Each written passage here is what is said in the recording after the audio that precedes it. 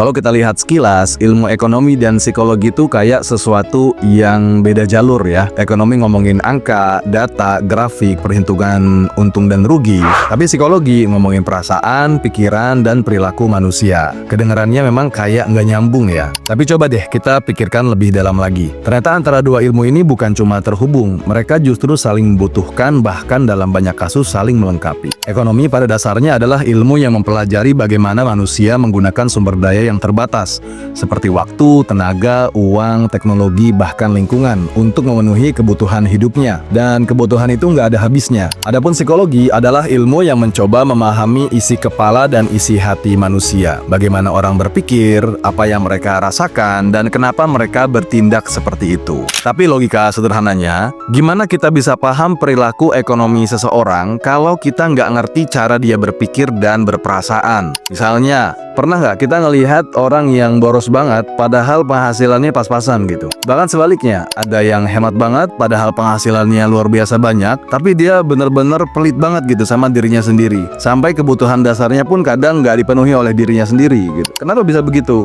Jawabannya bukan cuma soal logika ekonomi aja, tapi juga kondisi psikologis masing-masing orang. Dalam behavioral economics atau ekonomi perilaku, hal ini sudah dibuktikan. Daniel Kahneman, seorang psikolog yang akhirnya dia mendapatkan Nobel Ekonomi. Bayangin aja seorang psikolog tapi dia dapat Nobel Ekonomi coba. Dia menyimpulkan bahwa manusia ini seringkali nggak rasional dalam mengambil keputusan ekonomi. Dan ini bukan karena mereka bodoh, tapi karena manusia punya bias, punya emosi, punya pengalaman masa lalu yang membentuk cara mereka berpikir. Misalnya banyak orang lebih takut kehilangan uang daripada dia senang saat mendapatkan uang dalam jumlah yang besar. Fenomena ini dikenal dengan loss aversion. Dan ini adalah konsep psikologi yang sangat mempengaruhi keputusan ekonomi. Begitu juga dalam konteks bisnis dan kerja ya. Perusahaan nggak akan bisa berkembang hanya dengan hitung-hitungan matematis saja. Makanya saya pribadi kurang setuju kalau katanya semua pekerjaan itu bisa diganti oleh AI, oleh robot gitu kan. Perusahaan-perusahaan ini harus ngerti siapa konsumen mereka, apa yang bikin mereka tertarik secara psikologis ya, dan apa yang bikin mereka mau beli lagi. Dan semua itu adalah urusan psikologi, semua itu adalah urusan manusia, bukan AI gitu. Dan yang bisa merasakan itu adalah manusia, punya sense dia, bukan AI kan.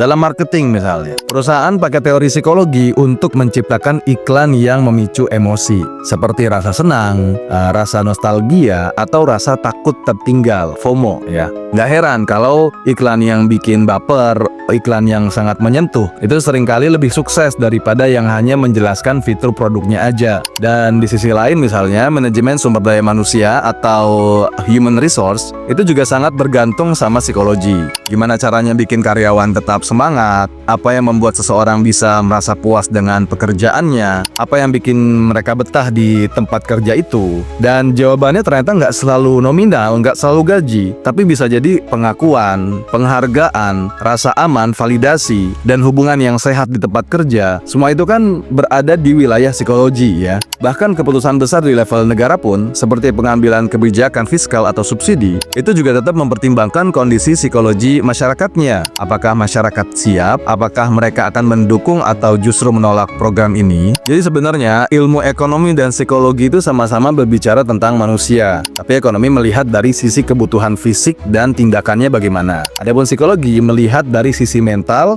dan motivasi di balik tindakan itu. Kalau jiwa seseorang sedang nggak stabil, misalnya karena stres, cemas, depresi, dia bisa kehilangan kemampuan mengambil keputusan yang baik, dan itu langsung berdampak ke ekonomi pribadinya loh. Dia mungkin kehilangan semangat kerja, boros, dan nggak bisa mengatur keuangan dengan baik. Dan sama juga kalau kondisi ekonomi seseorang sedang berat-beratnya nih, misalnya kehilangan pekerjaan atau terlilit hutang, psikologinya juga akan ikut terganggu. Dia bisa kehilangan rasa percaya diri, mudah emosi, bahkan masuk ke kondisi mental yang serius ya, bahkan bisa sampai gila gitu kan. Dan ini kenapa penting banget kita melihat manusia itu secara utuh, bukan cuma dari logiknya, tapi juga dari jiwanya. Karena manusia kan bukan robot ya, kita punya emosi, kita berpikir, kita punya perasaan, kita punya sense.